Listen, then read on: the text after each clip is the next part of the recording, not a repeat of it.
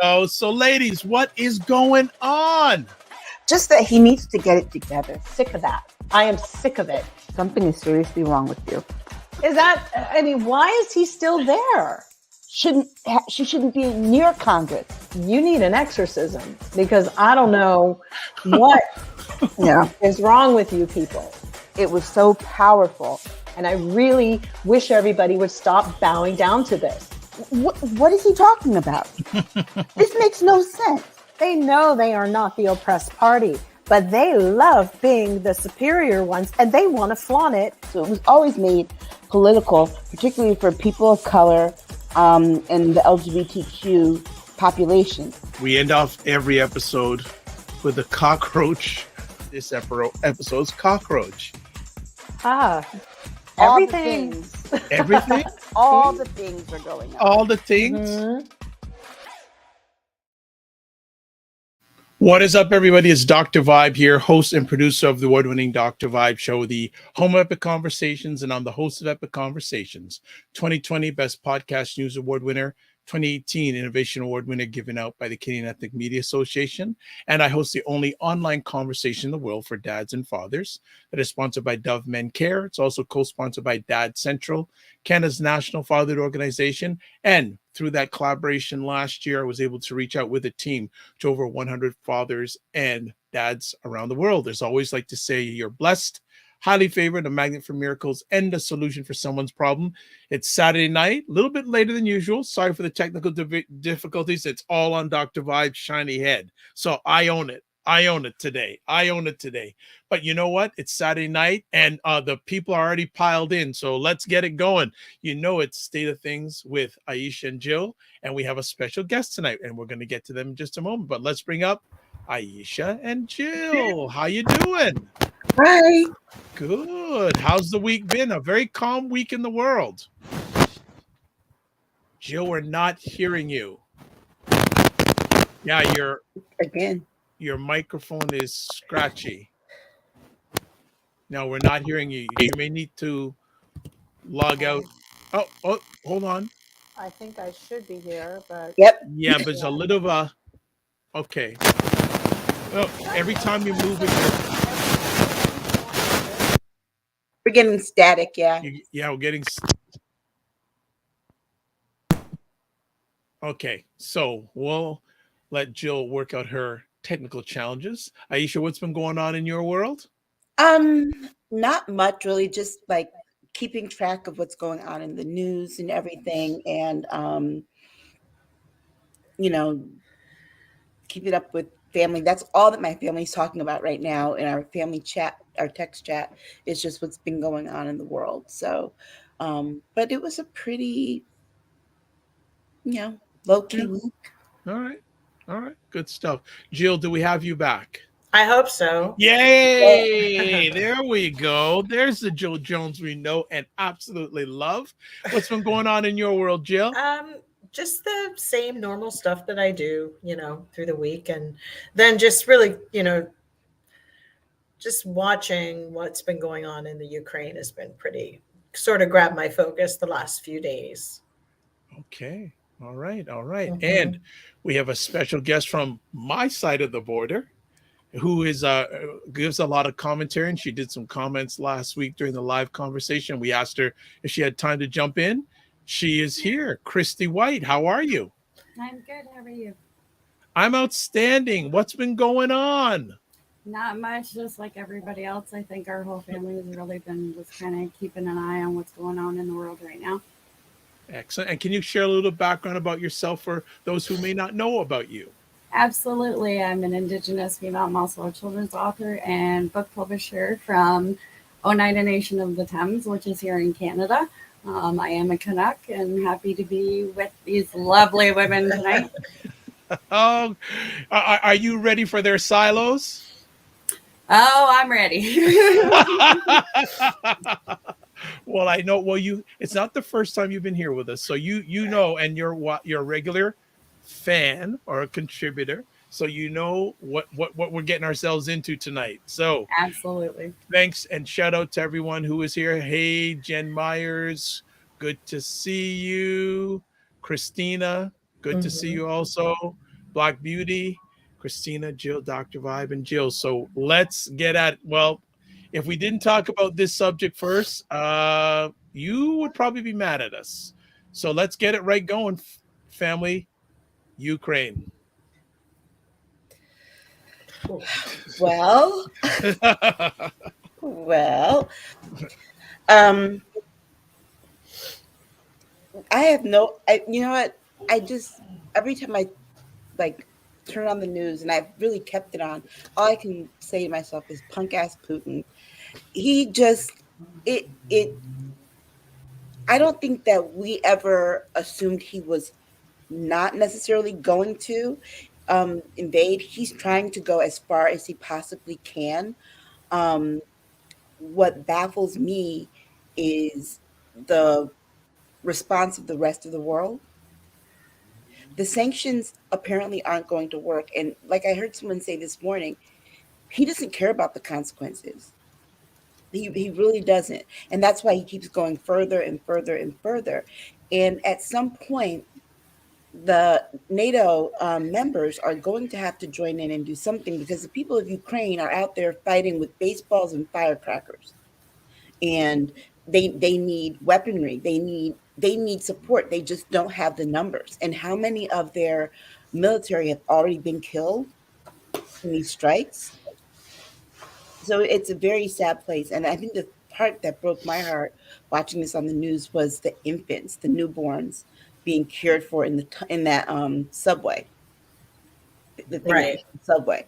And it's like, it really, and watching people flee, it really is it's really tragic that one man's maniacal sense of overimportance is leading to other people being hurt, homeless, destitute.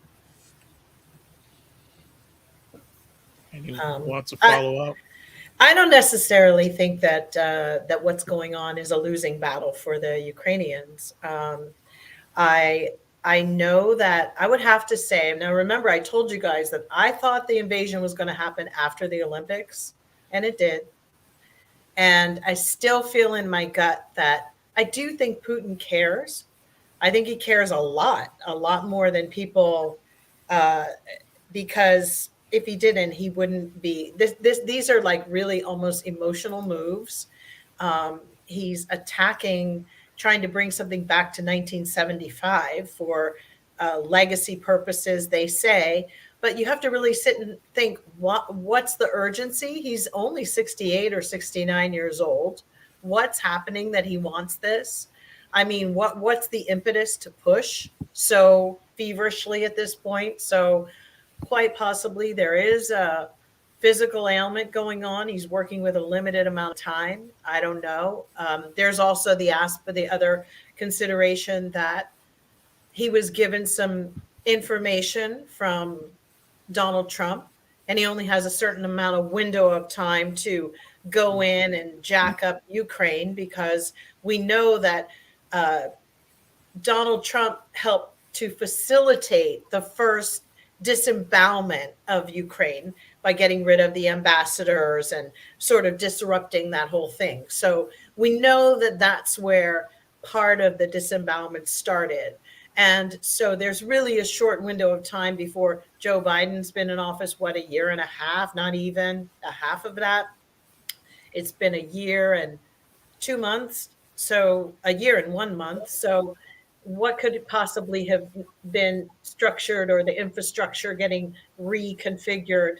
It's very limited that really changed that much. So he's got a limited amount of time to do what the plan was when they all helped get Donald Trump elected here. That was the plan to take over the world and to be this leader of the world, which, Trump could care less about that. As long as he had his buildings and his money, he was going to be fine. I don't think he ever cared to run the world, but he was going to help somebody else do it. And I also think that the intel that they were getting, the White House seems to be actually quite accurate, that they were sort of step by step. And if what we're still hearing right now, which is that there's 3 to 4 days worth of missiles and a couple of, allocations of ammunitions, and that people were running out of gas and didn't have any like food, and with the Russian military. So it's quite possible. And also, I don't think they've gauged on the response of the Russian people standing up against him, because now there's trouble in his own home country. And, we shall see. I'm not saying that, that the Ukrainians are ahead of the game completely, but I do feel that with Germany sending over what they're going to be sending, I think 1,000 tanks or something, we're sending some other things as well.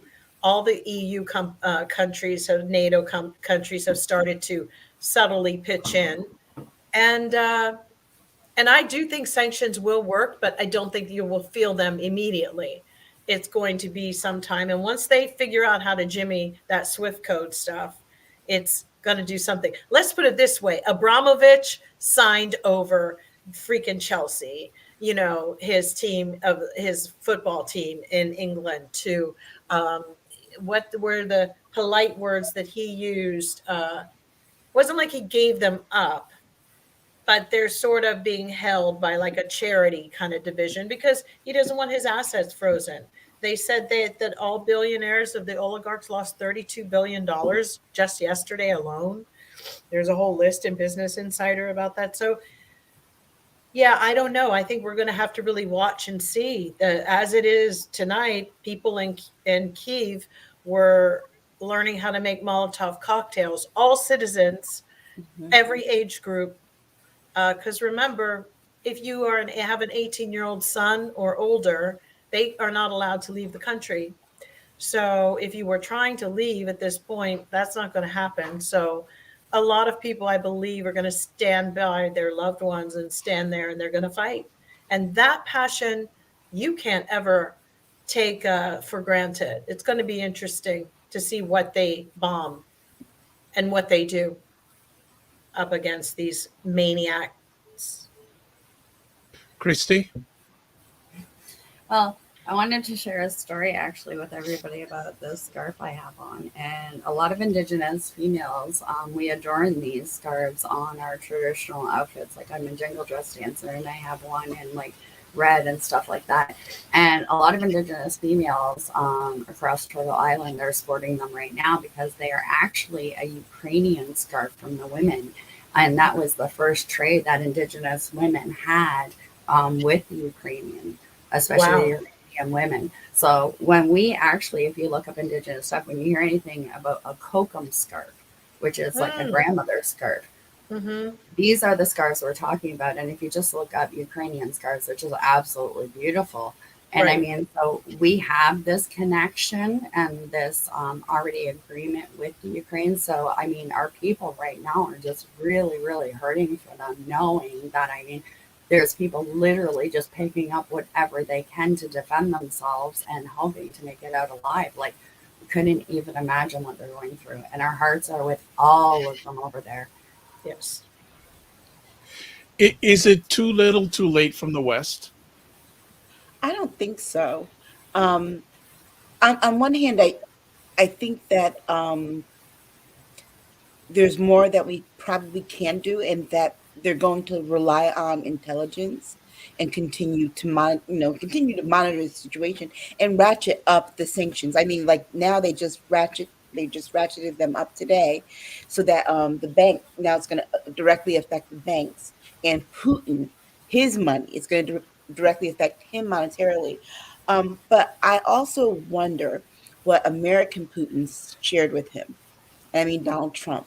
Because remember, we still have to deal with the fact that that man took classified information from the White House. Right. We don't know if he shared it with Putin yet, but he sounds like, when he gets on these news shows, that he talks to him every day. So, he has already disclosed, I am 100% certain, information about our capabilities on certain things. Thank God Joe Biden did that initially, when he first was inaugurated, where he made sure that Trump doesn't get any intel. Right. Because imagine if he was still getting intel, we would be in for a world of hurt because he would be telling everything. He'd be like diarrhea of the mouth. Right. Telling everything. My thing is with him having that information and the tariffs, I agree. I don't think it's going to work because knowing Putin and what we know about him, that's almost like thinking he wouldn't have never thought that through. And I think that's a really silly stance for, the whole world to be taking. The fact that he had this inside information, he planned this out, and I'm sure he absolutely knew that the other countries were going to start throwing this stuff at him, and he was ready. Whether they locked down bank accounts, again, the way he's gone about it, I think he planned for that. I think he knew what they were going to do, and I think he's been one step ahead. So I'm not so sure this whole thing on tariffs is going to work because I think he was already prepared for it. I think he's prepared, but I don't think the billionaires are prepared. I think the billionaires are like, okay, I've benefited from having a relationship with Vladimir Putin. However, when people start freezing your money, the big question is if it's ever unfrozen. Do you see that? That's the kooky part here. If they're taking people's things, they want, some people in America want their children deported. Some people want some of the citizenship that was given to Russians in Ukraine. They want them sent back. That's what I saw on when the finance last year, their past finance minister was talking about it. They want them sent back. People here too want their children sent back, taken out of boarding schools, all the money stopped. It can be done. The problem is that to freeze money, you sometimes freeze the money of people who are actually living there and, trying to do whatever they can. But as it is, they can't fly out. If anything, they've got to walk out.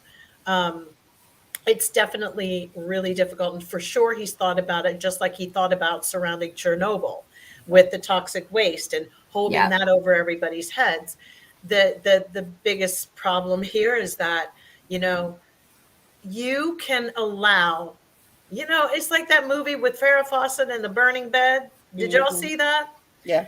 There was a time when she finally had to light the match. And I know it's a scary thing to think about, but it's like sometimes when a bear comes at you, you've got to be bigger than the bear.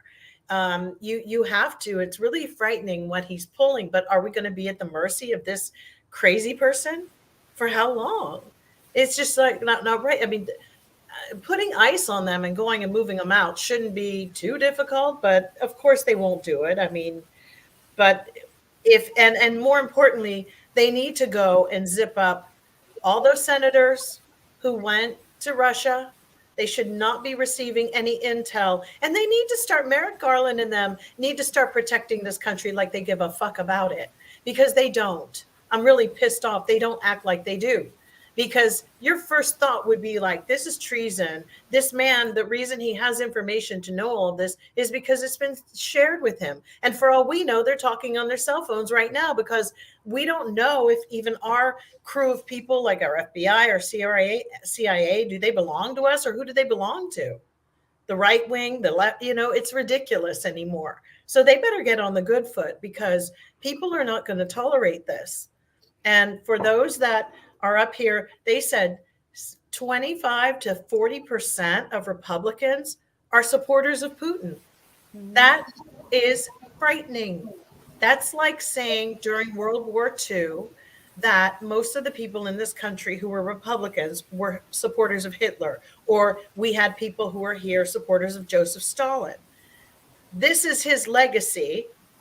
That is who Putin is going to fall under, those lines, Jill, Aisha, I want to catch up with the comments before it gets way too far. So just give me a second here.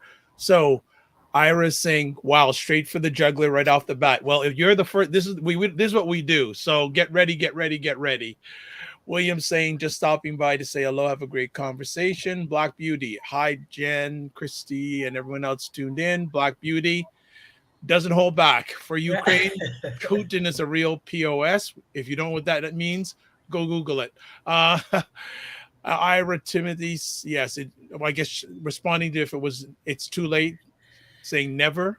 Mhm. The blonde orange never did things straight in the first place. And Right. also Ira saying Putin needs to be put out. And then a Russian bear at that. Aisha, Yeah. go ahead. Well, remember too, Joe Biden was at the table in the room when the Obama administration was trying to figure out how to handle Osama bin Laden, and it was very calculated, very tactful expedition that they went on. They were in and out, okay, and so I would suspect that right now, in the what's that room called that they go into, the war room?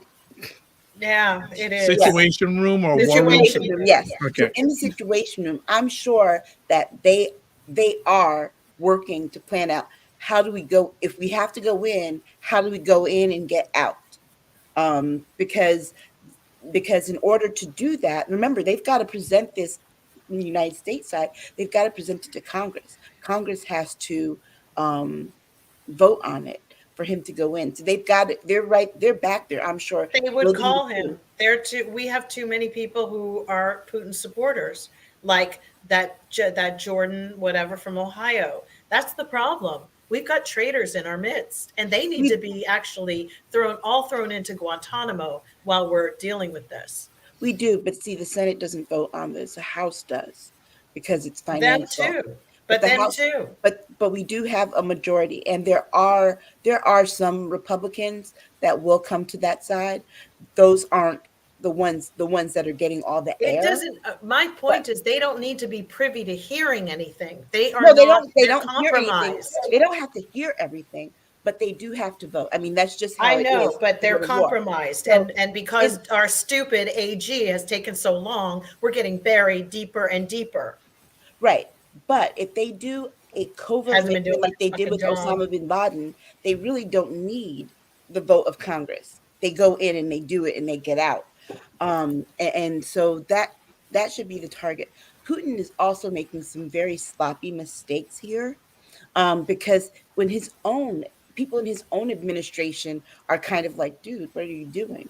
When he went off the rails the other day, and the way he talked to that guy that works with him, that guy that he just was like really just belittled every little bit of him.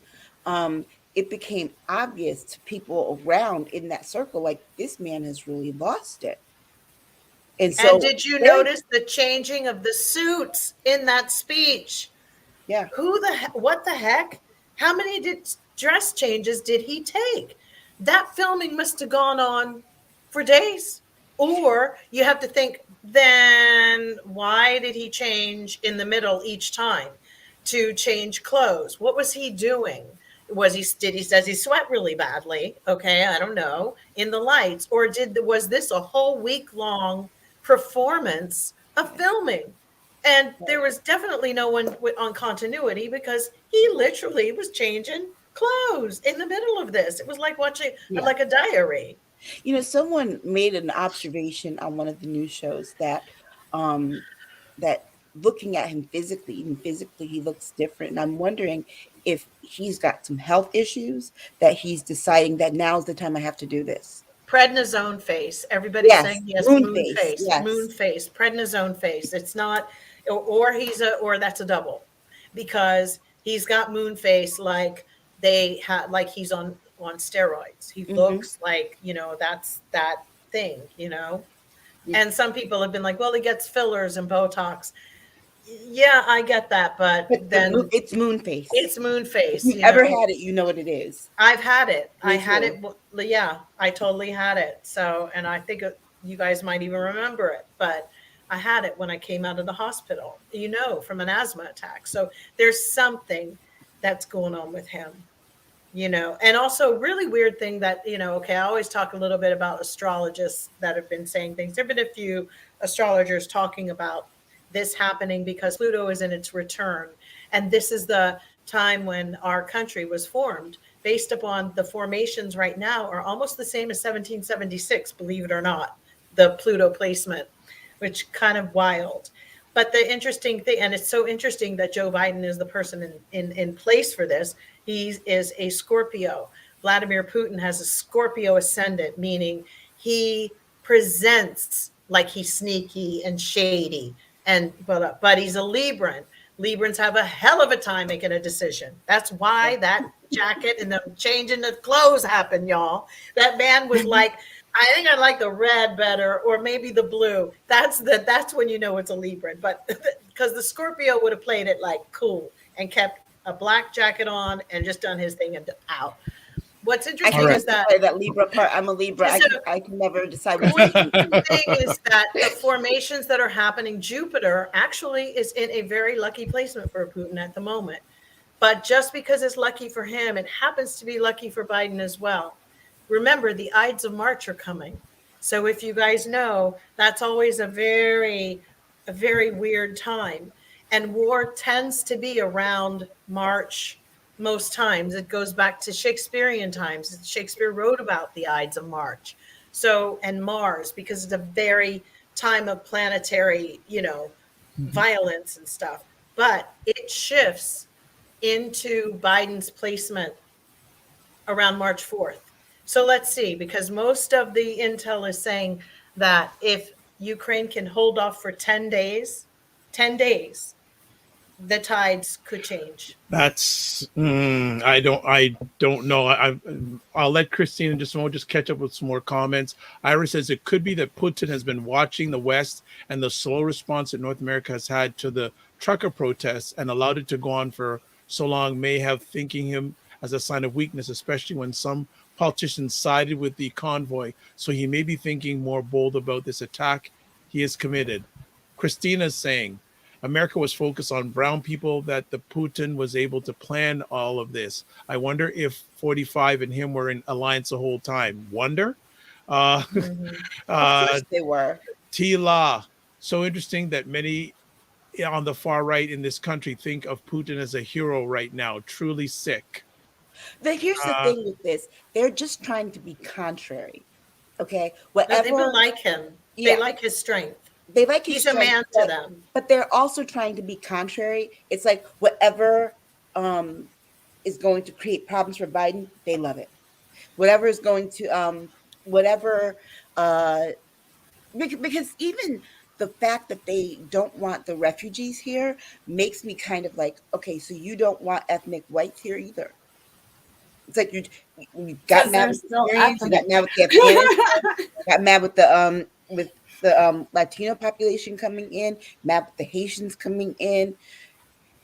But now they're just kind of like, yeah, nobody but Americans coming in. It's not what it's that Americans don't understand their history. A lot of people don't realize that when back in the day when folks couldn't get into Nova Scotia, that they actually immigrated all the way down and landed in where? New Orleans. I mean, little things like that. We don't understand our history, and we don't get it because this country has never connected the dots of, everybody was on a boat and then somebody said, it's not safe today. Let's go over here. They don't do that. They don't understand it. It's been so cut and dried, and this is what it says. In a really weird way, maybe school doesn't need to teach history at all anymore because they didn't do a really good fucking job in the first place. I mean, I'll be really honest with you. We can do it better with podcasts and sitting around having Christy that share the native stories, and they go on and on and on. You get more truth. As it is, they're cutting our books up into paper dolls. As it is, but people don't understand all of that. People need to get out and travel a little bit more. Well, I'm getting back to the Ukraine, and before we went live, no, and Christy and I were, what my biggest concern is? Mm-hmm. Putin putting nuclear bomb on Ukraine. Yeah, and it doesn't help that earlier today my sister was telling me something about North Korea readjusting and realigning their nuclear weapons toward Japan. But what would that gain everybody? If that happens, guys, you got to buck up and say your goodbyes And that's the way it's going to be, because ain't nobody going to live. And if they do, billionaires will be in bunkers. And frankly, they'll all eat each other. Who the hell wants to live in a bunker for the rest of your life? Well, I mean, I have an unfortunately, opinion on this too, that in some ways isn't very popular, but I'm sure with what Dr. Vibe does, he'll explain the worst part I see of this, and not all men, but these certain two men we're speaking a lot of, and this toxic masculinity. And that's what I'm worried about, is this is just going to become like a big, like, ooh, look at me, I can be bigger than you. And the problem Right. is there's so many innocent people in the way of Totally. that. Yeah. Yeah. And ego. And I think in some ways that's a lot of what's driving those two men, which, you know, is just ego and ego and ego. And I don't know where that's going to get anybody at the table right now. Well, you know what's they're scary? clearly chodes. These men are chodes. Really. But you know what's really scary is that is, like Jill mentioned before, the support of 40 to 60% of Republicans for Putin. It in this country creates a problem because it's going to rile those people up so much. They're not going to go overseas. We're going to end up having a civil war in our own country. Yeah. Yes. Because there's going to be all that toxic masculinity, like Chrissy said, and couple that with white male fragility, they're going to turn it inward. I really, that's what's in the back of my mind in the situation, the nuclear. Because when I heard Chernobyl, I said, uh-oh. But a nuclear bomb will end all of us. It won't But just I'm be not so Ukraine. sure Putin cares, honestly. And that's my concern. I think his ego is so high right now that he thinks he's so powerful that he doesn't care. But Well, on one hand, I think that he does, because if the world is gone and he does this with nuclear weapons, there's no history to tell about him. there's He- nobody to he listen doesn't to get it. he doesn't get his story because no one's here. No. And I think, and that's what he And really there's wants. no legacy. Right. He's really That's about true. this legacy. He is really about this legacy, which is another reason why I bring it back to, I think the man is not well, because You think? no, I mean, You I mean, think? not mentally, Okay. I'm talking about physically, because Okay. it's like, it feels like he just really zoomed into wanting to establish a legacy, and his legacy, he wants to be to reconstitute the former USSR before he's done. And the Cold War, remember growing up with that, was always about the fear that they were going to nuke us. It was a very big hand to hold over us. But let's be honest, we could do the same thing back. You know, we had a guy, Donald Trump, who had some people in fear that he would do that to them. So let's not mistake. And there's Kim Jong-un. Let's be really, there's a few of them. Yeah, yes, it was interesting. Yeah. I saw a picture the day of the supporters of Putin, and it was a very interesting group of people. Who is it? Well, Kim Jong-un, Xi, China, and Trump. Iran, Iran, and the Venezuelan. Venezuelan, yes, all basically the dictators. axis of evil. All the new- dictators. Yeah. The new Well, and the axis of crazy evil. thing for us is we also think that some of this background work has to do with, if you look at the resources there, and the resources they can control. And that's happened in US and Canada with indigenous people there, and the ownership of different lands. It's kind of the same thing that's going on over there. If you look at the area Putin's after, those resources are rich for him to get his hands on. They are. Yeah, and that's one of the reasons why people also point to the colonization of Africa, because it has all the natural resources. Well, Yeah, And exactly. China's done a real good job of that. Believe Right. me. Well, so- then, and you he's know, looking- one he's could looking only- to invade Africa, some African countries right now, which should be scary. That brings us even more to the brink of a world war. Well, Jill? one could say that, you know, also in the middle of all of this, they need to have folks over there kind of already digging and moving some stuff out of the country. Don't think that that's not going on as well with Ukraine, that they're not taking some of their stuff and it's being moved elsewhere. It's not staying there. It's not. I find it really. Their soldiers are doing stuff to move resources, minerals, some things as well. You know, they can that's happening. So whatever and where he's positioning, there's a reason. Now, the Chernobyl thing, yeah, it's pretty. First of all, like I was talking to a friend today, it was like, if you got a station to be stationed at Chernobyl, yo, you better think that they don't like your ass. Yeah. What kind of allegiance do you have? They must be threatening your family in order for you to hold that position. Because, honey, my ass would be out. I would have surrendered to the Ukraine. So like, take me. I'm not going to stand over there guarding freaking toxic waste. What kind of Looney Tunes do they have standing over there who would even hold the scientists and hold them for what? No, thank you. You must be have the shit end of the stick in the army, because that's really a bad station. You know what though? I think I think in all of this too, not only did Putin underestimate the Ukrainian people, but he also underestimated his own people and technology, because he got on state TV and said that Ukraine was full of drug addicts, Nazis, et cetera, et cetera. Right. It's kind of like it's like we're in stereo or digital and the man is in mono, because it's like, dude, people still have access to the internet. You Right. try to control it, but they still have access to the internet and can see for themselves. It's not like it used to be when you controlled all aspects of people's information gathering. He's so out of step with his people and with the world. It was like 1955. It was like, what? Am I going to see Walter Cronkite in a minute? Come on.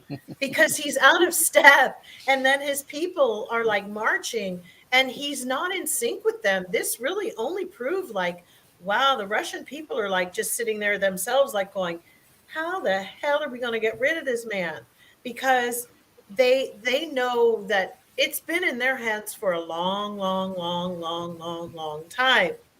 There's only so much we can do as a group of people outside of that, but he's a menace to all of us. But they got to really like do something.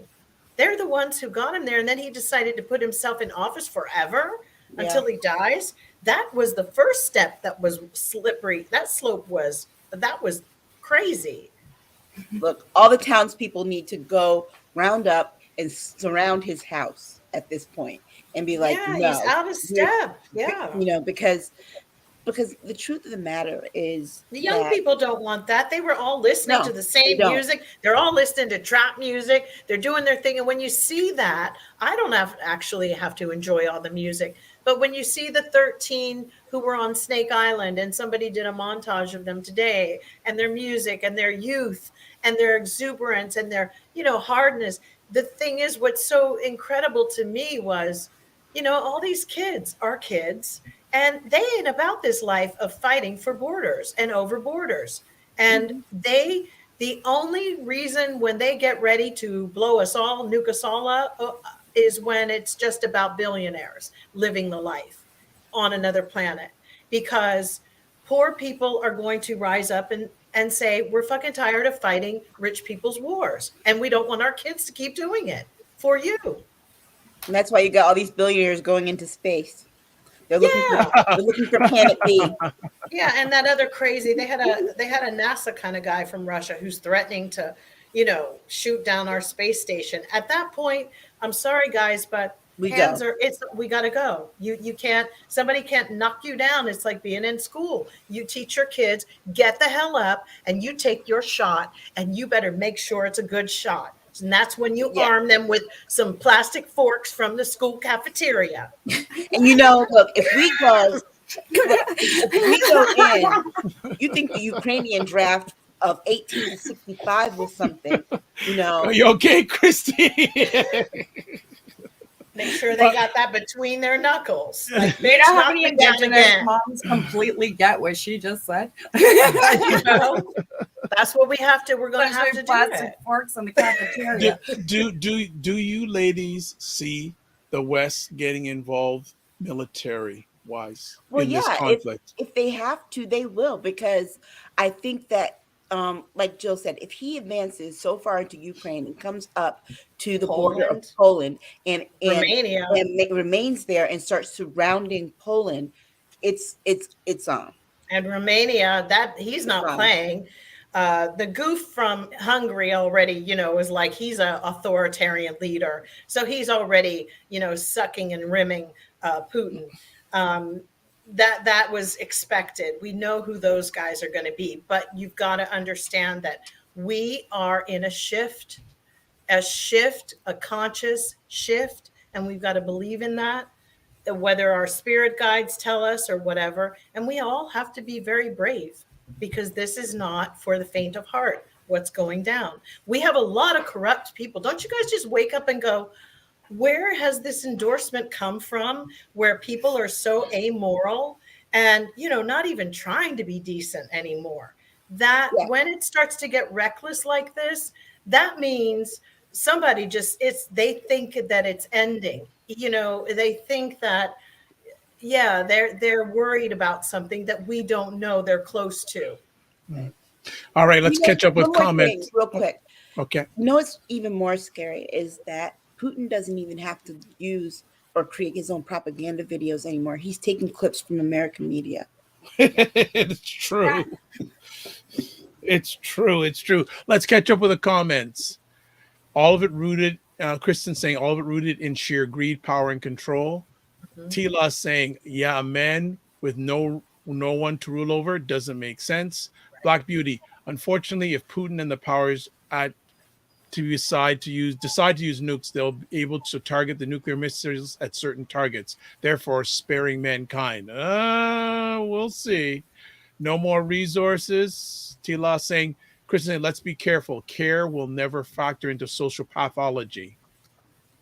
True. Black Beauty saying, it's really that Putin wants to allegedly restore Russia back to the 15 republics of the USSR. That's not going to happen. Also, those countries aren't going back. They don't want to go back. That's the other part of it. The only way he can do it is by taking them. Black Beauty also says Ukraine is also, as well as a blessed country with bountiful mineral resources. And Tila saying, good points, ladies. I just want to finish one thing. You've got to remember that all Putin is doing is trying to make his surroundings a metaphor of who he is. So when you look at that and what he's doing, and that's why as an architect of the future, he's impotent, because he's squandering and squandered his opportunity to build an empire, or to build something that, it's like the guy from Kenya had said, he's talking about dead empires. It's so funny to say, wow, this dude has absolutely zero vision. People who are visionaries don't go back and grab shit from the past. That's not a visionary. I'll even have to give Elon Musk credit, which I rarely do, for being at least a visionary to think forward.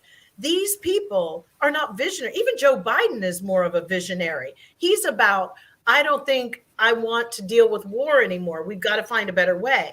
That's a visionary, somebody who's looking for progress.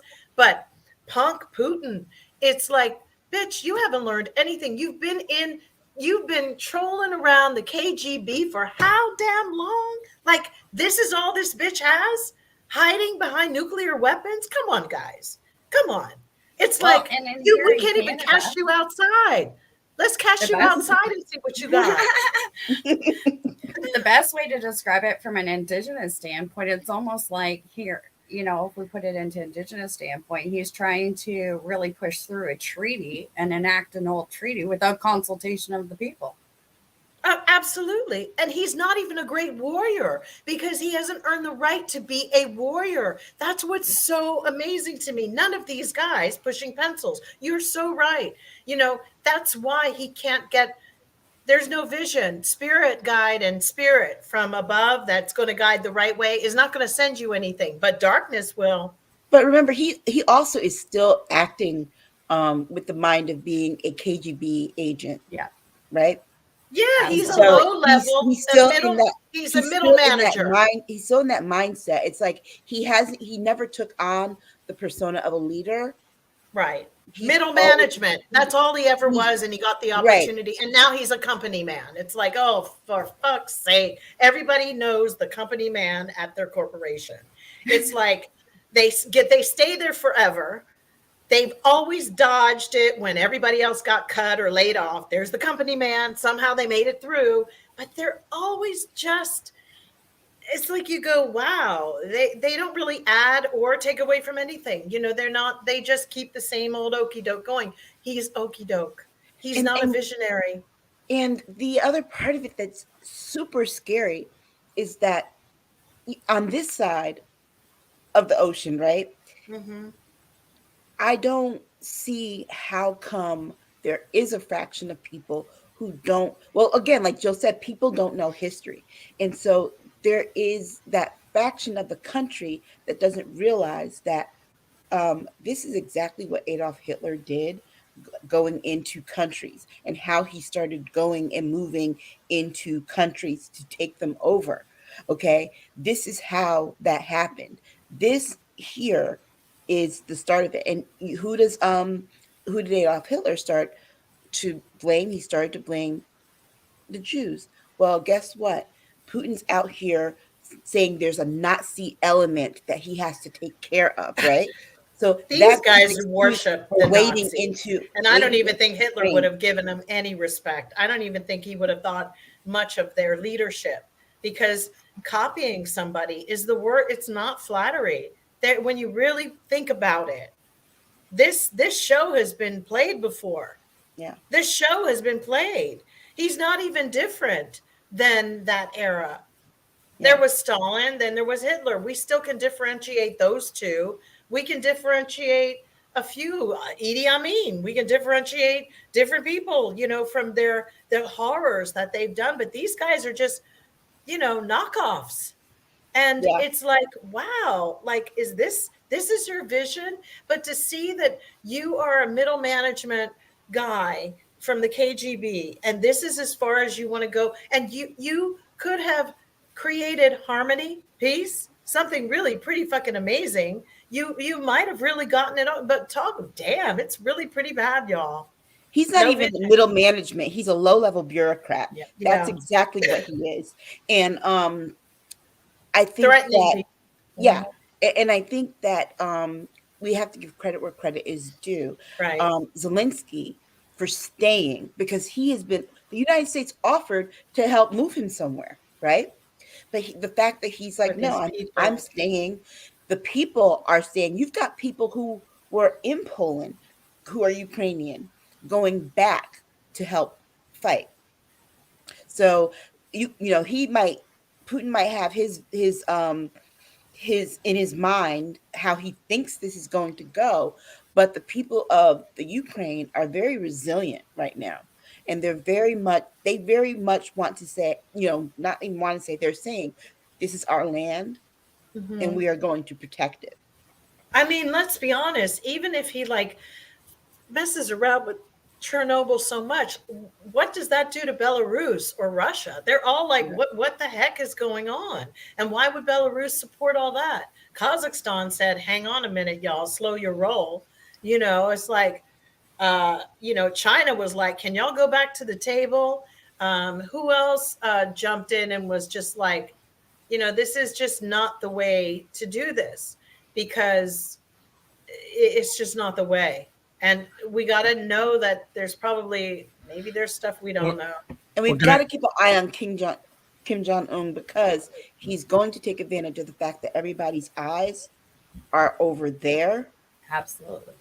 And he's going to move in. He's planning to swipe in underneath to do some stuff on his own toward Japan. All right, let's just end off this segment. Christian saying he's speaking about Putin. He's trying to bring the Iron Curtain back.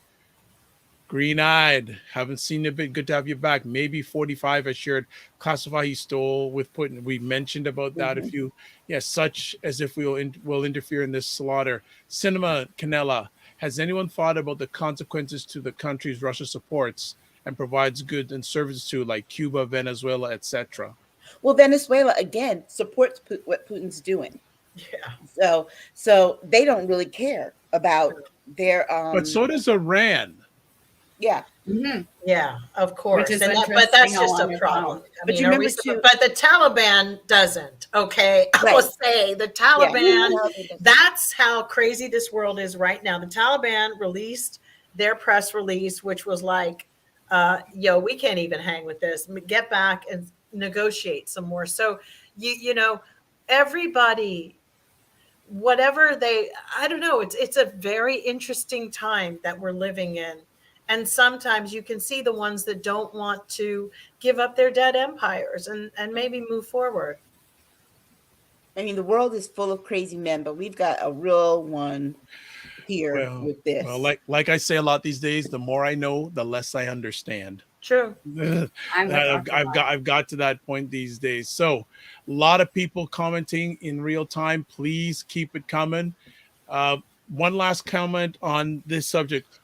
We're going to be back on in a week. At least Jill, Aisha, myself. Hopefully, Chris will be back. What do you see for the Ukraine a week from today? Honestly, I can say that I don't know, because it really depends on the reaction Putin gets from the Ukrainian people, the reaction he gets from his own people, how the United States is going to handle it carefully. We're going to proceed with caution. They're going to keep ratcheting up the sanctions, but right now, like I said earlier, I think that they're weighing in the situation room if they need to go in, how they go in and get out. Jill? Um, I definitely think some things will definitely go down this week, but my faith is in the power of love, and that we, with love and sending our energy of good energy to them, that we will persevere and help the Ukrainian people to persevere, and that, you know, that miracles do happen, for them, and something amazing, you know, happens. I'm going to stay optimistic on this, and y'all know I'm a very pessimistic person. But for this moment, it's a moment that feels karmic. And for that purpose, I'm going to stand with justice, and I'm going to stand united on that, you know, like warriors, you know, we Okay. have to Christy? persevere. Wow. I will be back next week because I Okay, do okay, want good. to finish Good. the second part of this. I'm praying. Like, I mean, some of the stuff I've seen about just their, as Jill said, you know, I'm praying for all the parents who, if you need to send your kids with those plastic forks, like, I mean, just feeling for them right now. Just really, really praying that, you know, they can find some sort of refuge and get out of the way of this huge, huge, huge conflict that, I mean, just so many innocent people. Although I will say, in the way of badassness, I don't know if you've seen what happened over there with that one island when the warship, Russian Yes. warship. Yeah. There's the 13 guys. Yeah. And see, it's men like that. My heart was with them, right? Because that's the thing, is when men get into situations, and as a men's advocate, I will say, like Dr. Rye will tell you, when you're fighting for your family, Yeah. the things that those men will do, my prayers are absolutely with every single one of them who are out there trying to protect their families right now. That was the montage video that I saw of them alive from there. Someone put of them as they had, you know, obviously been posting things on social media. They were kids. And anybody who looks at that and tells me that they still support Putin after this can go to hell, because those kids, it breaks my heart. And yeah, no, Okay.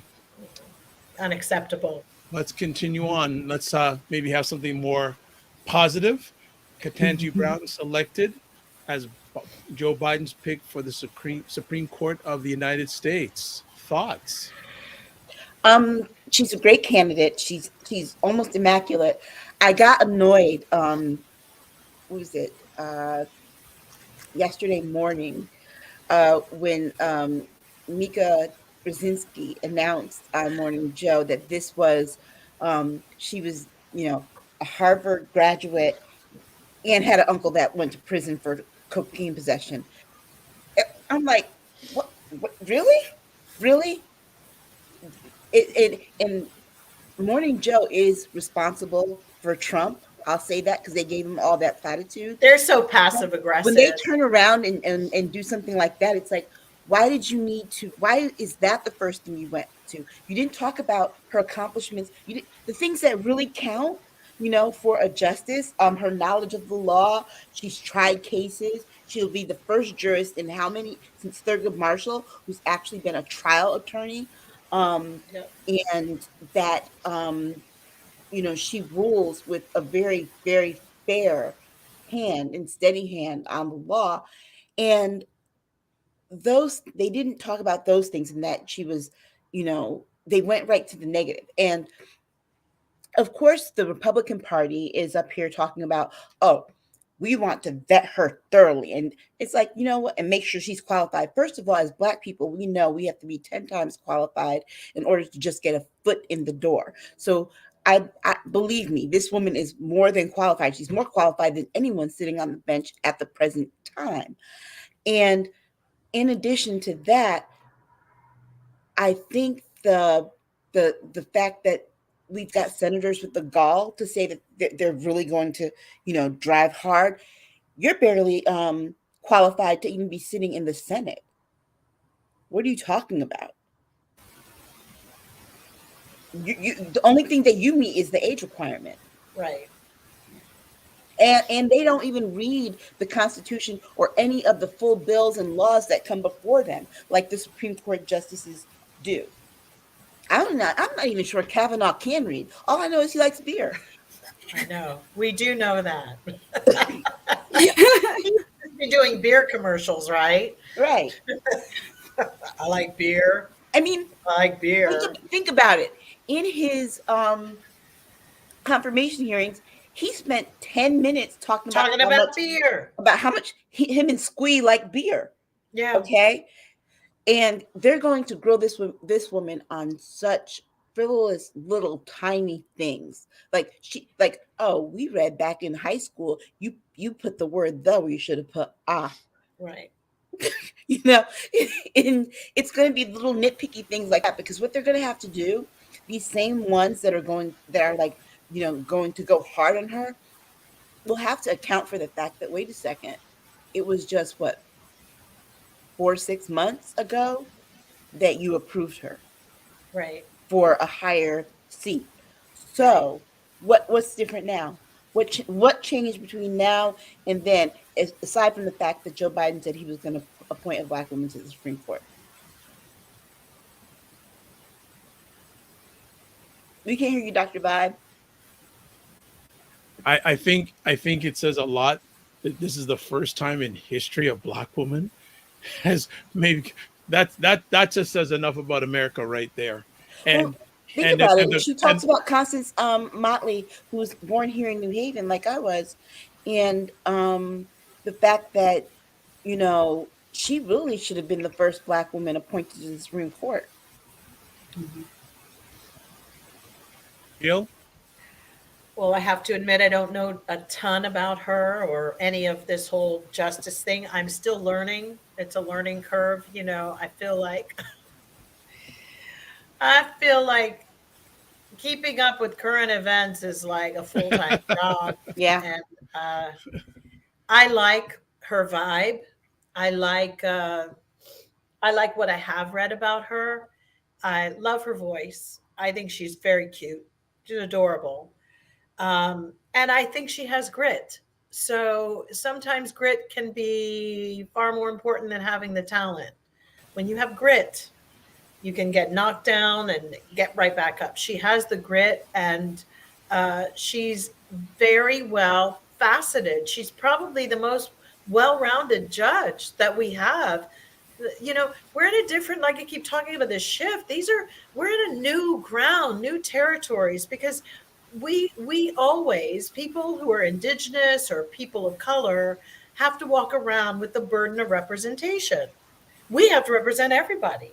And God forbid somebody in your family went to prison or got arrested or locked up and whatever. It's the burden of representation. They represent every bad thing gets deflected and pushed on us. I think it's time we start turning the tables and asking them too. So, Kavanaugh, was this one locked up in your family for domestic violence? I think the deep digging that they do, I think every media outlet should be digging very deeply on every senator that's sitting up there right now getting ready to ask those questions. I think it should be on headline news every day about somebody in their families accused of white collar crime, how it overlaps, how it's connected, more 9 times than 10, how somebody committed some kind of stock fraud. Trust me, it's just time to fight back hard. You got to give people back what they're giving you. And think about this too. I ain't about that life anymore, about trying to smile and be a people pleaser, because if they were doing me, asking me to go on the Supreme Court, that would be a hostile confirmation. That would just be you hostile? Yeah, that'd be hostile. But think about it. Who is you? Who is you? But we've got 2 members of the Supreme Court right now that both had either a sexual harassment or sexual assault. Exactly. Just ask them back. One of those old funky dead, like, bitch, they had I would appreciate that. for them about those things and lowballed them. Okay. So to go hard on her, nobody's accused her of sexual harassment or assault. We need a clapback queen. I mean, in something, because, and I know nobody wants that, because we're always with this burden of representation. We have to speak well. We have to dress well. We have to do everything properly. We can't even have our own slang anymore. We can't even, because they take it all and house it, and then if we do, then they're going to come back and say, you were sitting at a lunchroom table in high school with the black kids in the cafeteria, and were you really segregating yourself? Because this is what they do. And, it's just, this is how messed up this country has become. And also this lack of, did white people not live on this planet before? Why are they pointing out these things as if they're such horrible things and flaws? They do it with everybody. They do it with indigenous people. They do it, we are assimilating into what? Y'all the ones using our stuff and our products and our hair care. Y'all the one doing everything. Y'all the ones stealing folks' land. And not to mention, 1/3 of the people who will be in that Senate hearing have questions. Wait, they were the ones who wanted paid natives to get in, and so they could buy houses here, $5, and to pretend they were Indian. Yeah. But they're very questionable. A lot of people who are in Congress who are going to be presenting that, because a lot of them are involved currently in white collar crime. Christy, speak up. All right. Come on. I'm trying to, but I don't want to cut the girls off. Yeah, I'm done. Cut me off. It's fine. Well, it goes back to what Jill's saying. One thing I always notice with us too is that you always see, and I'm sorry, this is something that comes from our community, is whiteness. And what we call that is like, it's a white witness to any achievements we've done to prove that, we're valid enough. I'm sure the girls know what I mean, that, yes, I do. For us, you need a whiteness all the time to validate you as an ethnic person. Mediocrity and whiteness also go together hand in hand when it comes to these kinds of positions, because I promise you, the majority of our House and Senate are mediocre white men. And the fact that there is this more accomplished, stellar Black woman sitting before them is something they can't handle. No, I see Kristen is talking about the fact that, I know Dr. Vibe's going to read it, but I'm going to just put it this way, since she's talking about that these women are not old. I'm expecting them to say, your iPod had the whispers on, and then you had Prince and Michael Jackson. Who, we had a Prince song that said the F word on. Yeah, exactly. You used to listen to, I'm expecting. Yeah, I do. Because it's becoming more and more like, didn't you go to a Prince concert? It's really going to be interesting to see what Republicans use to try to block Enemy this song. Yeah. You are radical. It's just gonna be, and it's either gonna show where America's really at. Petty. That's what it's gonna show. They're petty. Okay, comments. Black Beauty. I totally love Ms. Brown's intelligence, and Ms. Brown mentioned that her uncle that has imprisoned, as well as other uncles who are in law enforcement. Ms. Brown mentioned both relatives in her acceptance speech. Yeah, she beat him to it. And Ms. Brown anticipated the media would try to drag the past of her uncle through the mud. So good for having her mention it first. Cinema says, when the world gets ruled by women, it's going to be paradise. Well, not all, but because the CPAC is happening this weekend. We're not going to talk about that tonight, but there was one of Jill's favorite. I saw her on the stage. I just went, oh my goodness. Oh, she wasn't at CPAC. She was at a white nationalist, white supremacist rally. Nancy Neanderthal. I'm not okay. Stop. Okay, Kristen. Right. That's next week. Kristen says, "Black, a woman uses her voice and not over 70 years old. Of course, they're going to rest on their power and privilege laurels to push shame and shade. Next call to action should be to vet all of them sitting high in their seats." No, all I gotta say is vet them at the ballot box. Get some of these people out. And Tila saying, LOL, Jill. Okay. Do you think she'll get through? Yeah. And the reason I say that is because I'm going to do the Linus dance. No, I say the reason I say yes is this because the ones who are going to be questioning her are not the only ones voting. We're going to see them, and we're going to see them act a damn fool during these confirmation hearings. But remember, it's just the Judiciary Committee that does the confirmation hearings. Other people get to vote. And I think that you've got people who are hardcore going to be like, oh, well, you've got Lindsey Graham talking out the side of his neck. but Lindsey Graham, I happen to know, owes a favor to Jim Clyburn. So that vote, he might talk a big game to save face. Is it true that she's a distant relative of Paul Ryan? Is that what I heard? Is that true? Is it her? That by marriage? I don't know if it is her or not. I know someone who's in the judiciary is related. I'll see if I can find that out before we end tonight. But it may be her. It may be. I will check on that. Mm-hmm. I will check on that. But yeah, because then I would like to say, what is your recipe for mac and cheese at Thanksgiving? That's all. What is it? And that will determine for me. But I think the marriage might be through her husband. I think the marriage might be through her husband. I said, do you all bring mac and cheese? Stop it. Yeah, no, but I think it might be through her husband because her husband is white. Okay. Yes. All right. Like I said, my husband is not a big mac and cheese fan, but I bring it, I cook it, I do whatever, Okay. I have to tell him it's manicotti. So her husband. Okay, so it's saying here that she is related to Paul Ryan. Mm-hmm. Yeah. So yeah, she is. I'll find out. But Jackson has a lot. Yeah.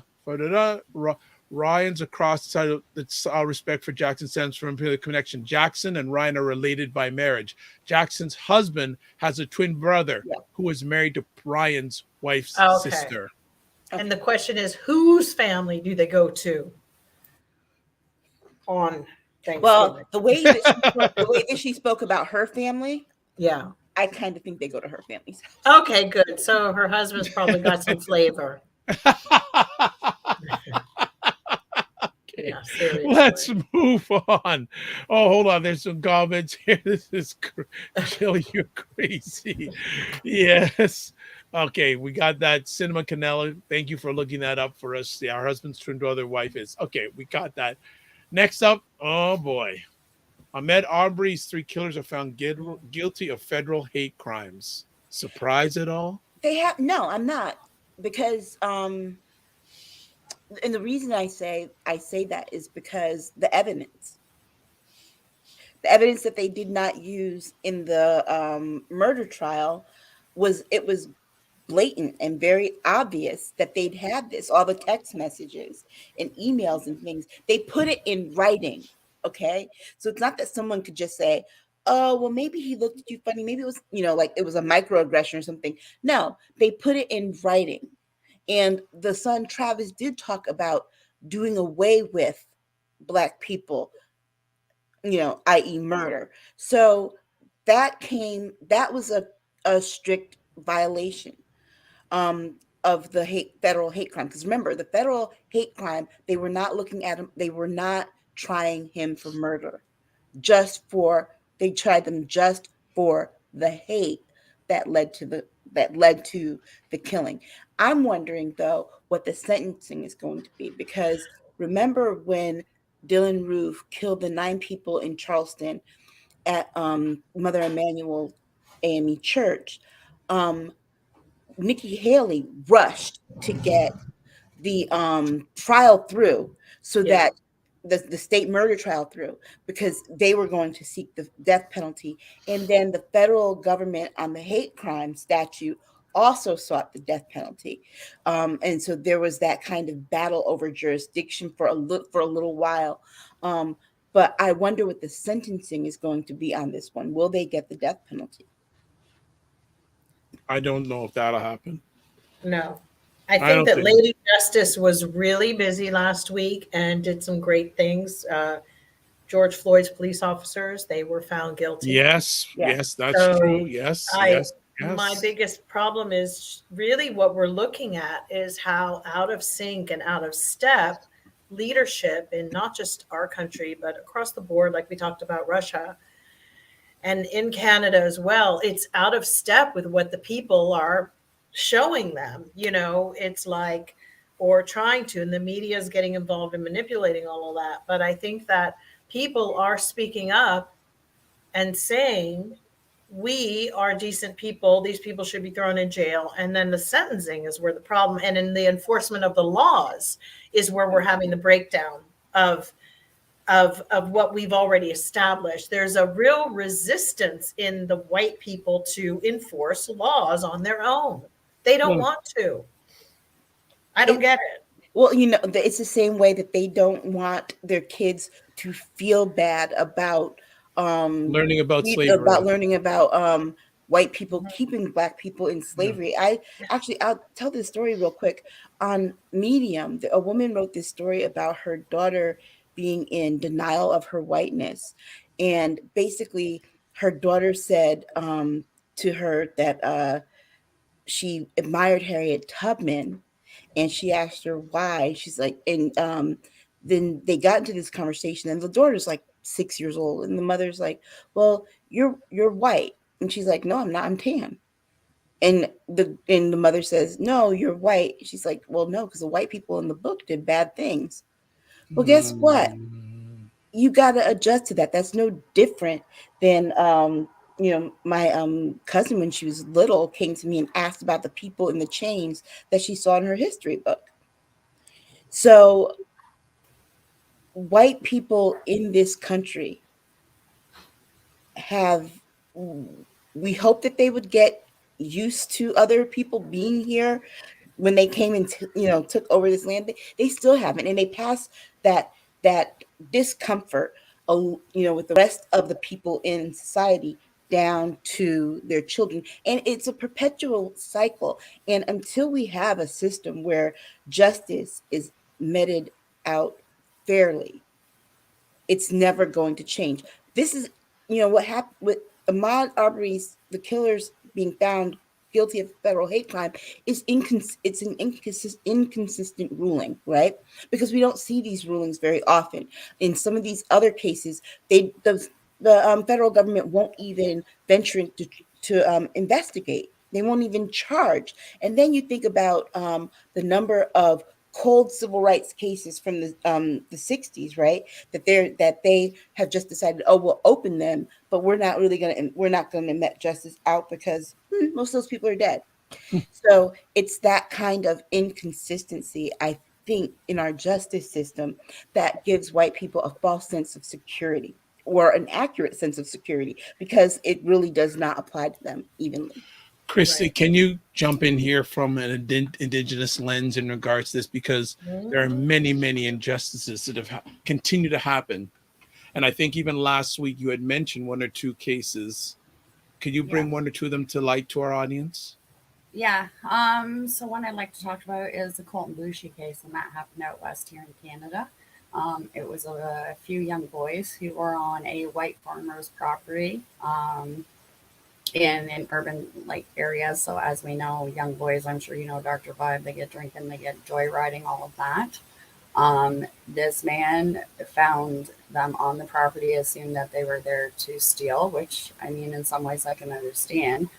But Colton Bushy was passed out drunk in the passenger seat of the car and was shot point blank by the farmer Wow. Whoa. and was found not guilty here in Canada. Based It's on kind of like what? our stand the ground laws here. Stand your ground.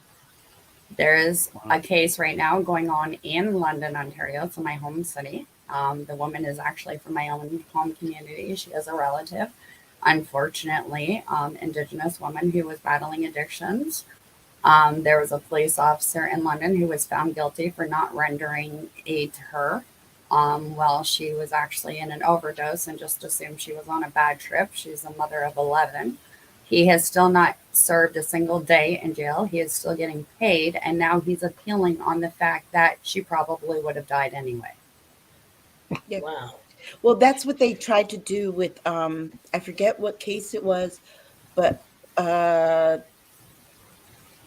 actually it was a case here right in my own hometown, the Malik Jones case. In the city went to settle with his mother. Police officers chased him across the town lines and murdered him. Police from another city murdered him in our city, which is where he lived, because he was trying to get home. But they settled with his mother. They gave his mother an initial settlement amount, and their reason for that amount was they were saying, well, he would have died young anyway. He's a black male who's going to die young anyway. He wouldn't have made it to 25. And it's And crazy in that's, Canada. yeah. Like, we have these cases going on just about every day. Like, it's just crazy. We got the Tina Fontaine case. We have missing or Indigenous women cases continually. Once we get actually into our, I think, the end topic, I'll be speaking more about that and that issue. And it's just crazy. Like, here in Canada, we have a really, really deep rooted systemic racism system in place, especially towards Indigenous people. Like, it's just crazy the stuff Indigenous people, even myself, have gone through.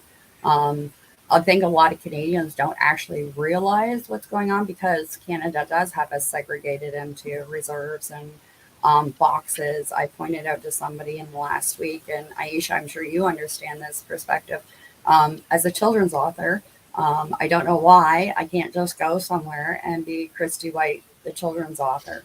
I have to get in my box, which is Christy White, the Indigenous children's author. Right. And the problem with that is you got to remember there's only so many spots for that, and that's never an A-listing list to be on. And here in Canada, we do it all the time.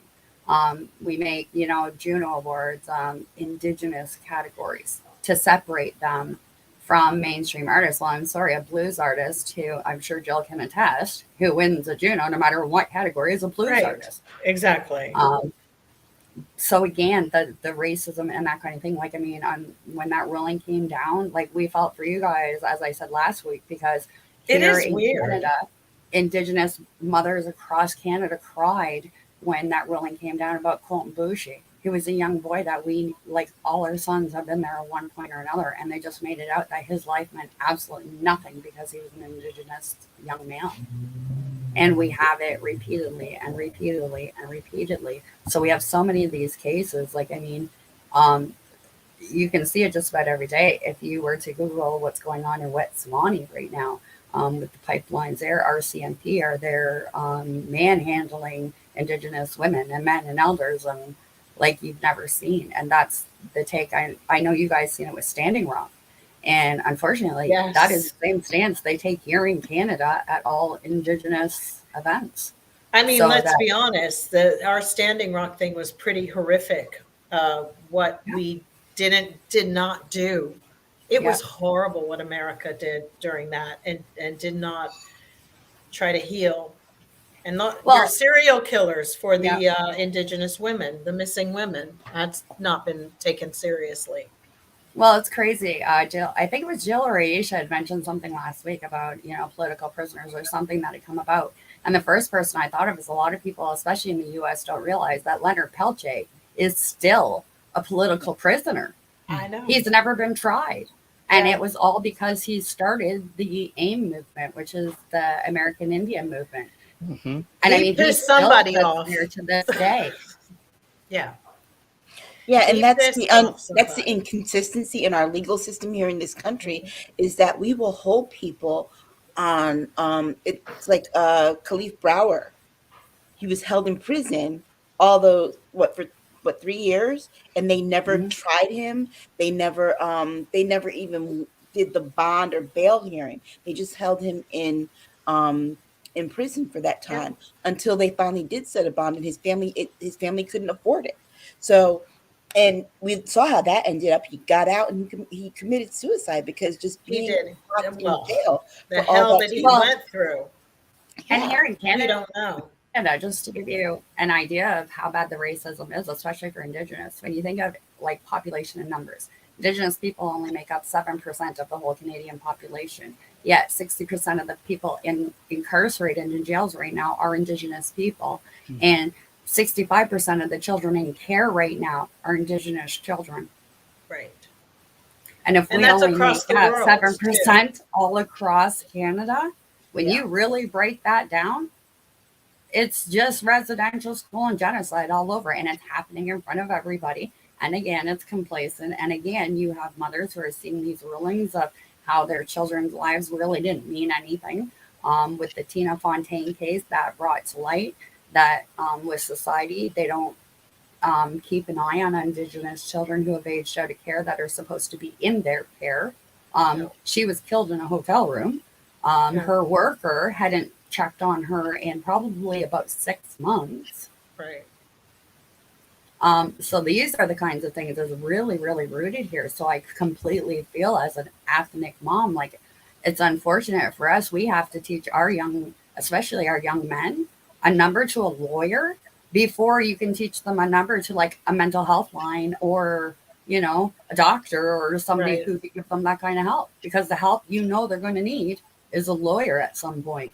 Right. And every Indigenous female and all of them now, I was talking to a friend, my children had to learn that by like 10, 11 years old. I started teaching them what they had to tell the police, what they didn't have to be respectful. Don't make any fast gestures, those kinds of things. And I thought every parent was doing it because all my family was doing it. I didn't realize that Western children aren't prepared in that way because they don't have that kind of conflict. No. So Kristen says Indigenous and female double whammy checkbox. Totally. And Black Beauty saying, Christy, thank you so much for shedding light on how there are so many Indigenous lives being devalued. Sad, so sad. Awful. Let's move on to our final conversation topic. The trucker protests in Canada that are trying to come down to the United States. Christy wants first. Go ahead, Christy. Yes. Well, it just goes back to my other conversation of the fact is, if you look at the history in Canada, I find it interesting with a bunch of people convoying who were being paid to convoy to the Capitol to have like a big party. One of our Iroquois war chiefs, one of the things he said was that, he was really upset that the way the police handled that. And we're taught as traditional people not to involve ourselves in their politics because we prefer them not to involve themselves in our politics. Right. So one of the things he said is, oh my goodness, did you see they were having a barbecue and asking that man to resign and the police just went in there? True. And what does that say?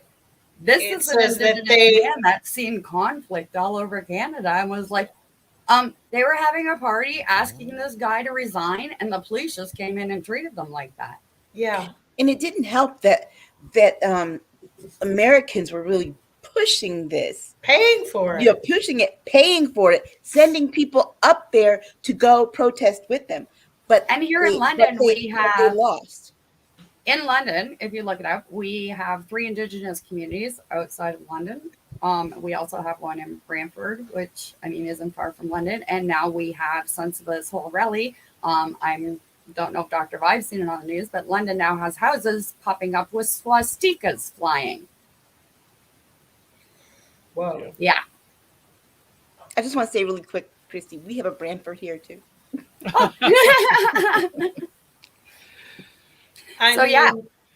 So it's things like that. Again, they went down there, they inconvenienced all kinds of people. It went on for, okay, Vibe, you may have to, was it 3 weeks? 3 weeks they got to stay there? I've been on frontline protest face to face with RCMP, and usually within 24 hours, they make their presence known for us and are trying to move us. It was really interesting to see their take on this, how they treated it. It was also interesting to see the Canadian side and what they thought of freedom and what that actually looked like to them. And I have a whole new standard, let me tell you, as a land protector. I expect a packed lunch, very nice words of encouragement, and letters written to me of support from Canadians while I'm standing on the front line tangling with RCMP for your freedom of water and land. Yes. Because you can't drink oil. No, you can't. Right. But it is unearthing something in Canada that I don't know if I don't know culturally how the people, like I could say the English temperament that is more like, don't talk about this, we'll muddle through. The French are a certain temperament. So I'm not sure what the temperament of Canadians might be. You know, what they want, the cultural thing, like we don't talk about that, or we're going to, something is being revealed to them right now where they're a little bit like, it's in their faces and they're not handling it very well. Well, Dr. Vibe, do you know what our new residential school numbers is right now? Tell me. Over 9,000. Wow. And that's between the US and Canada. What is that? The unmarked graves that they're uncovering right now, they're scanning residential schools At and down in 9,000. the States, they were Still called not, now Indian it's orphan 9,000. schools. Yes. We've talked about that, but it's up to 9,000. Yes. And the TRC here in Canada only reported there would probably be about 3,000 maybe. So we are well over the community that my family was sent to for residential school, which was in Brantford. They call it the Mush Hole. They just did a whole bunch of surveying. We're actually in the process of waiting for that data to be looked at and given over to us to figure out from there. We also have one Mount Elgin, which is a Muncie. So again, it's really crazy, especially for Indigenous people, when this whole thing came about and the whole ideas around freedom and the way they went about it, like holding Ottawa citizens hostage. Like I have friends who live in the Decor area who, were tortured, like sound tortured for hours. Oh my God. My son, who's autistic, lives by the University of Toronto. Was horrible. Horns constantly. Unfortunately, I know a father, and he did say I could bring this up, in Ottawa, who was on the brink of taking his life because he took out a second mortgage to get his child ABA therapy, which is a therapy for autistic children. And that therapy can only happen before the age of 6 or 7, because then they know that the therapy isn't as effective. So this man took out a second mortgage for this therapy for his son, and his son was doing well, and the truckers undid it in a week. Oh my God. And nobody has $60,000 to give this father back to get his son back on track. Right. And of course, when you introduce the United States into any occasion, we fuck it up. So basically, the U.S. truckers decided that they were going to try and do something here today. Yeah. And when one of these truckers was interviewed, someone said, "So why are you, doing the convoy to the U.S.?" "Well, I'm here to do it because I'm against vaccines, I'm against masks and CRT." And, and Really? I mean, Really? it was just like, Really? yeah, Really? that's what he said. And I was Yeah. just like, wow. So I'm sure he was the one lone trucker that drove from Pennsylvania to DC. We did have one loan, They right? only had one from Pennsylvania. They had the convoy that came from California, but people dropped off as it was going. So today was their first day of doing it, and it was an utter Donald Trump type disaster. But do you know why that happened? Half your Mhm. truckers are stuck here at our borders because they were so smart to forget that the laws were changing when they were over here at the convoy. They can't get back. They're not vaccinated and they don't have Canadian coverage for vaccination. No. But And guess the what? gas prices here are like $6 now. So they just must But have guess been what? like, That's why they couldn't go. They couldn't afford the gas. But this is the part that really gets me. How did CRT's like, why am I in this? Exactly. I don't get it. It's just like, I'm telling you, I called Although them a I few honestly names. have the opinion everybody who truly was there fighting for freedom should really look at Ukraine and see how they can help because they're all about freedom. Yeah, these unnecessary gripes are Yeah. really just They are gripes. it is the I want to know how much we have to indulge Of white men stupidity. like these kind of white men. I wonder how much longer do we have to indulge this whiny batshit crazy bull 12 that they are years if we constantly go by come up with. astrology. It's like you know what? Go sit down somewhere. It's a cycle. It's like Period. the Uranus of a generation. Uranus. It's a cycle. And this Pluto and Saturn together. Sorry guys, but Saturn is always about destroying infrastructure. Saturn is the planet that will be like, you think you're hot shit? Let me show you that you're not. And Pluto comes in to just, we have some major crazy conjunctions happening that we haven't seen. When did they stop Indigenous spinning women? out of control? Because they've been out of control. It's a 12-year cycle, and it's been going since Trump came in. So No, we've got about it's been going since Obama was elected. But Remember, the actual that was the cycle with beginning. Saturn going back and forth with even Aquarius balancing back from Capricorn to Aquarius, because the fact is Saturn is sitting in Capricorn, which is all business. Saturn are people who got their shit together. It's all about commerce. And the problem that there is a book called The Return of Saturn. And if you just want to look at just throughout history, how they've actually tracked the position of that planet. And I give it to you as a gift. Everybody who reads this book, it's a blessing that I am recommending it. That you find it. That means that you were supposed to hear about it. It is a book that shows that even if you don't believe in astrology or whatever, there is something really bizarre about the placements of something about Saturn. And, many of our leaders globally, all of them have somebody who's usually a tarot reader or a spirit reader or somebody who helps them make a decision to go into war. That's why when you look at even Putin with 20 to all those twos, it's not willy-nilly. What's her face who was with Reagan? She relied on them heavily, Nancy Reagan. She wouldn't make a move. She was basically running the country, Nancy. Well, we know that now saying, that Ronald was, Kristen's saying a convoy that was allegedly sent a message to the Canadian government about truckers fighting the COVID vaccination mandates, all the while to where the majority of Canadian truckers are reported to be vaccinated. Exactly. That was so weird. Yeah. That was strange. That's kind of like what was it that what were they trying to do to Trudeau? Like just back him into a wall? What was that strategy? Yeah, what was that about? Yeah. I think that's what they were trying to do, back him into a wall and make him change. But again, a lot of it is at the provincial level, not at the federal level, right? So your Which problem is why that I'm with Vibe on laughing that they all headed to Ottawa, because they actually needed to go to Toronto, but they didn't figure out that until Well, later on. Ottawa- really. Yeah, Toronto is the provincial capital of Ontario, not Ottawa. Yeah. But That's how crazy this was. And on top of that, from an Indigenous side, from like murdered and missing Indigenous women's side, it was funny because I was reminding these truckers that if we're going to talk about freedom, we need to talk about accountability. And the biggest thing that came out of the murdered and missing Indigenous women inquiry was one of the main contributors was truckers.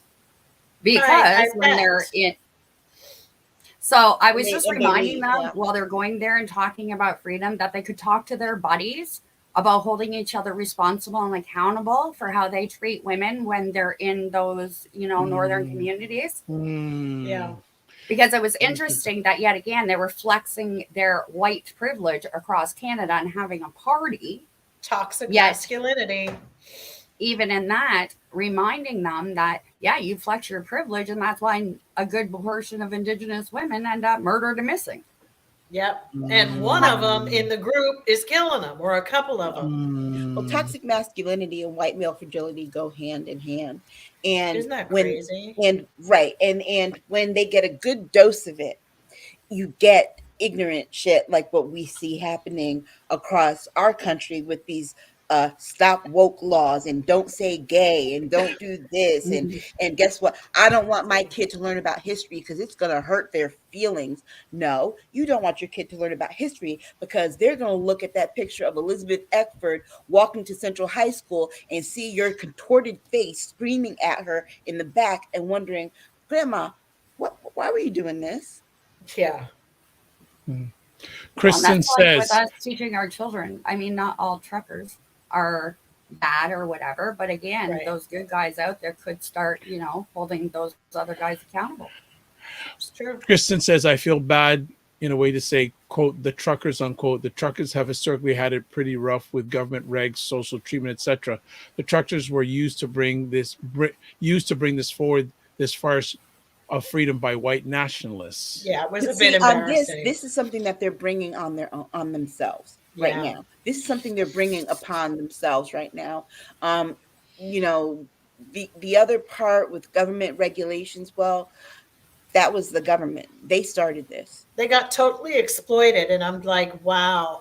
What did they not see that? I mean, they really got clowned. Ultimately, yeah. So I don't think this one in America will last. And ours in America won't do it. It won't last. They can't afford it at the moment. Yeah, it's too they can't afford expensive. it. And also, too, if CRT is going to be one of the reasons that they're venturing to PC for, guess what? It's a waste of time because CRT is not anything taught in any of our K-12 schools. It's a legal theory. So unless your kid's going to law school already at age 7. Christy just told me she went viral on TikTok with a video that I just saw of, it was a review of her book that people were talking. It's called Good Hair, or what was it? It's called Good Hair. Boys and Braids. Yes. And someone reviewed it and thought, this is brilliant. And I'm telling you, TikTok will have CRT on there. It'll have it all for everybody because it gets it done and said in 6 seconds. And that's all people want anyway. And you know what? All their kids are going to know about it because put it to some music and there you go. Yeah. And it's funny because I was watching Danielle Moody's Instagram live the other day, and this troll got on there. He just kept saying CRT is racist. I said, can you tell me what CRT is? It's racist. He probably didn't even know what the acronym. Did he know even what the acronym stands for? He knew it was critical race theory, but he gave some definition that it's racism towards white people. I'm like, no, when you can open a book and actually tell me what it means, then don't talk about it. He's got to find a book first. Right. He's got to find the ability to read. Yes, that too. He clearly was illiterate. And this is the damage, again, that we have talked about time and time again of the Republican Party and their coded language, their dog whistles that, it's like, oh, somebody mentioned critical race theory. Oh, we're gonna go. Yeah, we're gonna use that, and we're gonna use it as a catch-all phrase for things that we just don't like about people of color. What makes me so sick in this country and across the world, like when we talked about Putin not being a progressive thinker or even factoring in things that to make just the world a better place. It's like on Netflix, there's a film, or HBO, Hulu, one of them, about children of deaf parents who have to sign and are taking accountability, being accountable for their parents and things like that. These are amazing stories that we are being blessed to hear about. And for me, I immediately hear these things and go, oh my God, we can make things better for these people. We can, have different programs, but we don't even have agencies in here that are already ready to implement these things to be so helpful to people who are born in the world a certain way and to make it easier for them, make their lives better. I just don't get the hate for wanting people to have jacked up lives. I don't understand it. And there's also this, it's weird, this strange desire to want to go back to the 50s and 60s as if that was the glory days. Weren't your ancestors still having outhouses? Well, to be honest with you, y'all didn't have running water down in the Delta in Mississippi. Back to what? Well, that's the worst part of it. I mean, you can excuse people for some of their past great things that they did out of ignorance. But why this generation is particularly more lethal and more horrific than their ancestors is because they know better and they don't want to change it. And that is why I find it really frightening. We actually have things like, wow, you have since moved into this arena where you this is wrong to do this. It's kind of like somebody who continues to eat human beings and they continue, and you're just like, oh, okay, we told you this is not on. And, and they keep on. So there's a problem here. They're lethal because they don't want to change it. Mm-hmm. And that is a dangerous road to be on right now. And doing something, look, you can do something in your past, grow from it, and not be the same person. Absolutely. But when a person is consistently doing the same thing over and over and over again, that is a pattern. That is part of their personality. It's part of their mental DNA. Okay, they're not coming out of that because they don't want to. It's the definition of insanity, doing the same thing the same way, expecting a different outcome. Kristen said, we said about the truckers. Kristen goes, bingo, Dr. Vibe, the truckers needed to head to Doug Ford's office. Agreed. T-Lyle is saying, so Joe, we have 7 more years left of this Saturn-ish. Okay. We have a while, and it's going to go back and forth with Aquarius, because anyone who knows anything about Aquarius, it is about progress. It is about, I don't want to do things the same way we used to do them. It's the kinky one in the bedroom. It's like, I'm bored. I want to do it differently. Let's move on. That's where we are. We are in between tradition and Aquarius going, give me something new. So that can be kind of volatile as well. All right. And last comment for the evening. I just don't see how any informed woke American is going to be hanging out in DC caping for those truckers. Look, don't say woke, because pretty soon that word will be against the law. That's true. Yeah. Wouldn't be surprised. Well, we's done. We started late, but we always end on time. Yeah, it's funny. Yeah, we always, whenever we finish, it's the right time. I'd like to say, as always, thank you to Christy, Jill, Aisha. Thank you, Christy, for adding great commentary. You said you're going to be back next week? Absolutely. Yay. Thank you for having me. Yay. Thank you. All right. So first things first, Christy, how can people get in touch with you? I am on Facebook and Instagram, either under Jane Gizmo Books or just under my name, Christy White. Wonderful. Jill Jones. I'm on Twitter, Jill D. Jones, or Jill Jones Music on Instagram. Wonderful. Aisha K. Staggers. I'm at Aisha Staggers on Twitter, AK Staggers on Instagram. Wonderful. And myself, you can catch me. I'm the host and producer of the award-winning Dr. Vibe show. You can catch me best places at my website, www.thedrvibeshow.com. Want to shout to as many people as I can that were on live tonight. Jen, Tila, Kristen, Black Beauty. Who else did we have? Cinema Canella. Who else did we have? I know there was a gentleman that was on. William was on, and also Ira Timothy was on. Thank you for your great commentary tonight, making it an epic conversation.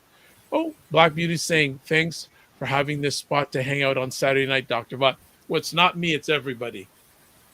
It's the whole family. And thanks for all of you hanging out. Also, Jen Meyer says, fabulous conversation, everyone. Thank you, Jen. And Tila saying, great, informative, and fun show. Thanks, y'all. Thank y'all. Thank you so much for taking time out of your positive, productive schedule. And if you want to catch replays of this conversation, you can watch replays at the Dr. Vibe Show on YouTube and Facebook, and the Dr. Vibe Show, the website address, the drvibeshow.com. As always, I like to end off the conversations like this.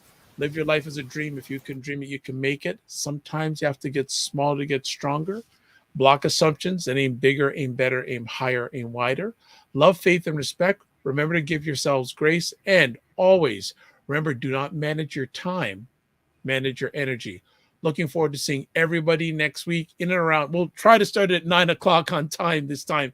Just speak it now. No technical challenges. We'll see you next week. God bless. Peace be well. Keep the faith and walk good.